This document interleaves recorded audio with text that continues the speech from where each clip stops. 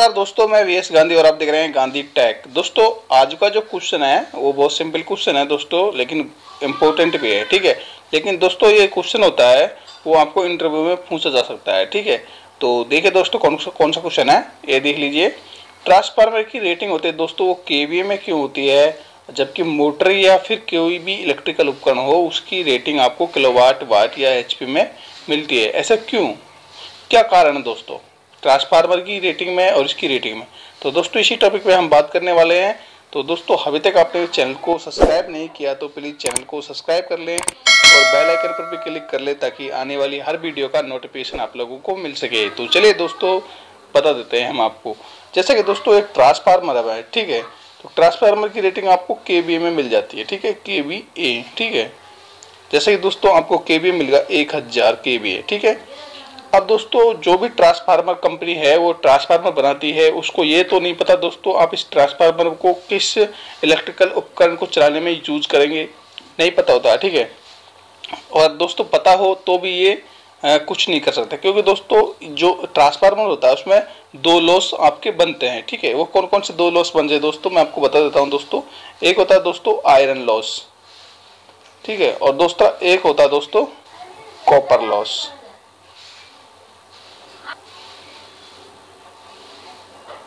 Copper loss, ये दो loss आपके दोस्तों इसमें बनते हैं। अब दोस्तों ये किस प्रकार से बनते हैं दो लॉस, ये आपको मैं अच्छे से समझाने वाला हूँ। इससे पहले आप बता दे, ये सोच लीजिए दोस्तों जो रेटिंग होती है केवीए में वो आपकी पावर फैक्टर के ऊपर डिपेंड करती है, या फिर आपके मेन तो दोस्तों पावर फैक्टर के ऊपर ही करती है डिपेंड। ठीक है, वो किस प्रकार से दोस्तों पावर फैक्टर के ऊपर करती है। जैसे दोस्तों आपका 1000 ये केवी है, ठीक है, मैं इसको अच्छे से समझा देता हूँ आपको।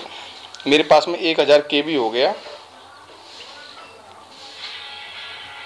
इसको दोस्तों मैं किलोवाट में कन्वर्ट करूंगा दोस्तों। ठीक है, जैसे कि दोस्तों मैं किलोवाट में कन्वर्ट करता हूं तो दोस्तों मेरा किलोवाट कितना आता है।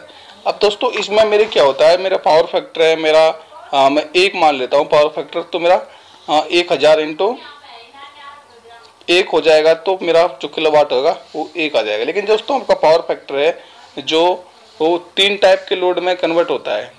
जैसे कि दोस्तों मैं आपको बता दूं पावर फैक्टर आपका 0.8 रह गया, तो आपका पावर फैक्टर 0.8 होने के बाद जैसे दोस्तों 1000 इंटू 0.8 होगा तो कितना आएगा ये भी आप देख लीजिए।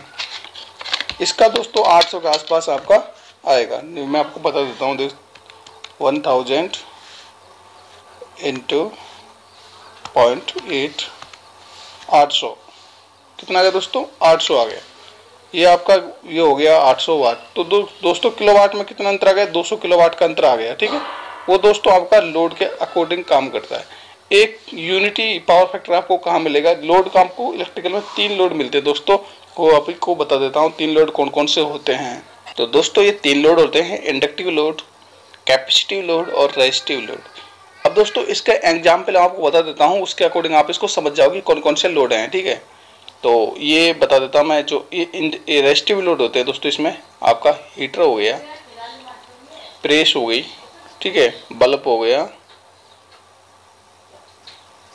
तो मेरा कहने का मतलब दोस्तों ये है कि जिसमें दोस्तों हमारा स्प्रिंग बन के दोस्तों न्यूट्रल फेज से एक साथ लगता हो, या फिर जो ज़्यादा हीट मारता हो, वो दोस्तों आपका रेजिस्टिव लोड होता है। ठीक है, इसमें आपको पावर फैक्टर दोस्तों 1 मिल जाती है। ठीक है, ये यूनिटी पावर फैक्टर मिल जाती है दोस्तों इसमें। और ये दोस्तों इंडक्टिव लोड होता है। इंडक्टिव लोड वो होते हैं दोस्तों जैसे आपकी जो मोटर हो गई, ठीक है, एनी भी कोई भी मोटर जो कोयल के अकॉर्डिंग बनी हो, जिसमें चुंबकीय फ्लक्स काम करता हो, या फिर जो भी जो मोटर होती हैं वो कोई सी मोटर हो, कूलर की, सीलिंग फैन या कोई सी भी इलेक्ट्रिकल मोटर हो, वो इंडक्टिव लोड में काम आते हैं, जो इसमें कोयल का इस्तेमाल किया जाता हो। ठीक है, ठीक है, जिसमें कोयल सीरीज में लगती हो या फिर पैरेलल में लगती हो, उसमें आपको ये इंडक्टिव लोड में काम मिलता है। ठीक है, सीरीज वाली कोयलों में। ठीक है, अब दोस्तों इसके जो कैपेसिटिव लोड होता है वो कब काम आता है। जैसे दोस्तों हमारी इंडक्टिव लोड में हमारा पावर फैक्टर 0.6 है, इसको हम दोस्तों अच्छा बनाने के लिए दोस्तों मेरे पावर फैक्टर के ऊपर और भी वीडियो हैं, आपको चाहो तो वहाँ पे वीडियो देख सकते हैं, अच्छी समझ में आ जाएगा। अब दोस्तों जैसे मेरा पावर फैक्टर 0.6 है, इसको मैं दोस्तों 1 के अकॉर्डिंग में 1 के आसपास में करूँगा इसको।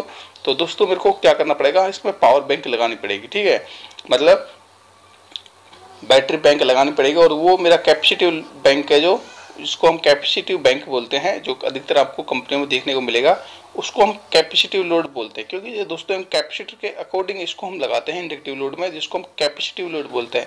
जिसको हम कैपेसिटर से इसके पावर फैक्टर को ठीक कर लेते हैं, उसको कैपेसिटिव लोड बोलते हैं। तो ये तीसरे प्रकार का लोड हो जाता है, ठीक है। इसलिए दोस्तों हम 3 लोडों में इसको मानते हैं। अब दोस्तों आपकी जो ट्रांसफार्मर है वो आपको कंपनी से जब खरीदते हैं तो उसको नहीं पता होता है दोस्तों इसमें कौन सा लोड है, ठीक है, या आप कौन से लोड पे चलाओगे इसको, ठीक है। तो उसके लिए दोस्तों ये आपका पावर जो ट्रांसफार्मर है वो केवीए में रेटिंग देता है, ना कि किलोवाट, एचपी और वाट में, ठीक है। ठीक है दोस्तों, अब मैं आपको एक चीज़ और बता दूँ दोस्तों, ये किलोवाट और एचपी क्या है, किलोवाट, एचपी और वाट, ठीक है दोस्तों, ये चीज़ और बता देता हूँ मैं आपको। तो दोस्तों जैसे 1 किलोवाट है उसमें 1000 वाट होते हैं, ठीक है। तो ये आपका वाट का फंदा क्लियर हो गया, ठीक है। एचपी में दोस्तों 746 वाट होते हैं, तो ये आपकी एचपी क्लियर होगी, ठीक है। ये तीनों रेटिंग में आपको ज़्यादा सोचने की जरूरत नहीं है। बात ये कर रहा था मैं दोस्तों, ये क्यों मिलता है दोस्तों, इसका पहला रीजन मैंने आपको बता दिया, जो कि ये है कि केवीआर में इसलिए नहीं मिलता दोस्तों, हम उसको किस लोड में काम ले सकते हैं ट्रांसफार्मर को। दूसरा चीज़ ये बता देता हूँ दोस्तों, अगर आपको पता भी हो ट्रांसफार्मर को किस लोड में लेते हैं तो आप कुछ ना कुछ चेंज करोगे, उसके अकॉर्डिंग भी आपको एक चीज़ का लॉस होता है। जो आपकी जो ट्रांसफार्मर होता है उसमें दोस्तों इस प्रकार से कोर बनी होती है, ठीक है। और दोस्तों ये कोर बनी होती है वो मेटल की बनी होती है, और इसमें दोस्तों इस प्रकार से कोईल लगी होती है, ठीक है। जहाँ इस तरफ हम एक तरफ वोल्टेज को हाई देते हैं, दूसरी तरफ वोल्टेज लो लेते हैं, या फिर दोस्तों एक तरफ लो और दूसरी तरफ हाई लेते हैं। वो स्टेप अप डाउन के ऊपर डिपेंड करता है, ठीक है। तो अब बता देता हूँ दोस्तों, ये चुम्बक के फ्लक्स के ऊपर काम करता है, पूरा चुम्बक का खेल है दोस्तों इसमें। जैसे दोस्तों इसमें विद्युत घूमती है, उसके अकॉर्डिंग दोस्तों इसमें चुम्बकीय फ्लक्स उत्पन्न होता है, और ये चारों मेरे इस कोईल पे के चक्कर काटते हुए ये फ्लक्स के कारण दोस्तों इस कोईल पा जाता है, और ये अन्योन क्रिया के कारण दोस्तों हमारा यहाँ पे वोल्टेज को कम या ज़्यादा कर देता है। जैसे कि दोस्तों मेरा 220 वोल्टेज इधर केवी, ठीक है। अब जैसे कि दोस्तों मैं आपको बता देता हूँ यहाँ पे आपको क्या मिला, 220 वोल्टेज।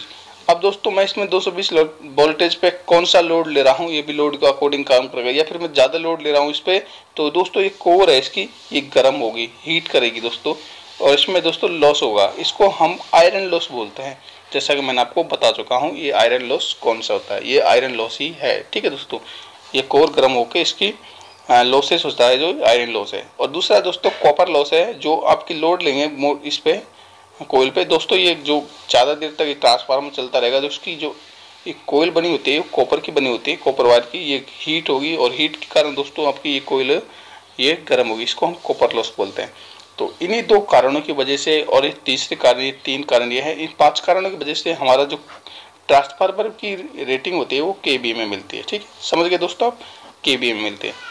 और हमारा जो सो मोटर की रेटिंग ये क्यों मिलती है किलोवाट में, क्योंकि दोस्तों किलोवाट या फिर एचपी या फिर वाट में इसलिए मिलती है दोस्तों, क्योंकि हमारा जो मोटर होता है उसको हम कहाँ पे यूज़ करना होता है, उसमें पावर फैक्टर उसका कौन से टाइप की मोटर है और उसको कैसे यूज करेंगे वो सब कुछ हमें पता होता है, ठीक है दोस्तों। मोटर पे पावर फैक्टर क्या है, कितने वोल्टेज देनी है, कौन सी सप्लाई है, वो सारा कुछ पता होता है, और ठीक है। और इसके अकॉर्डिंग दोस्तों मोटर का काम मैकेनिकल एनर्जी प्राप्त करता है, ठीक है। जैसे कि हम इलेक्ट्रिकल एनर्जी देते हैं उसके अकॉर्डिंग दोस्तों ये मैकेनिकल एनर्जी देता है, उसको हम मशीन के रूप में काम लेते हैं मोटर को, ना कि ट्रांसफार्मर दोस्तों वोल्टेज को ट्रांसफार्मर करता है, ठीक है, ट्रांसफर करता है यहाँ से इधर साइड। तो ठीक है, इसमें दोस्तों हमें पावर फैक्टर का नहीं पता होता है, इन सब चीज़ों का नहीं पता होता है, इसलिए दोस्तों हमारी ये केवीए में रेटिंग मिलती है इसकी किलोवाट में, क्योंकि मोटर का हमें सब कुछ पता होता है और उसको हम इलेक्ट्रिकल के लिए नहीं यूज करते, उसको हम वो मैकेनिकल एनर्जी के लिए यूज करते हैं, ठीक है। अब जैसे कि दोस्तों आपने देखा होगा जो अल्टरनेटर होता है या फिर जनरेटर होते हैं उसकी सबकी रेटिंग आपको केवीए में मिलती है, क्योंकि उनका नहीं पता होता है कि हम कहाँ पे यूज करेंगे उनको, ठीक है। तो आज के लिए इतना ही, वीडियो अच्छी लगी तो लाइक करें, चैनल को दोस्तों अभी तक आप लोगों ने सब्सक्राइब नहीं किया हो तो प्लीज़ चैनल को सब्सक्राइब कर लें और बेल आइकन पर भी क्लिक कर लें ताकि आने वाली हर वीडियो का नोटिफिकेशन आप लोगों को मिल सके। आज के लिए इतना ही, धन्यवाद।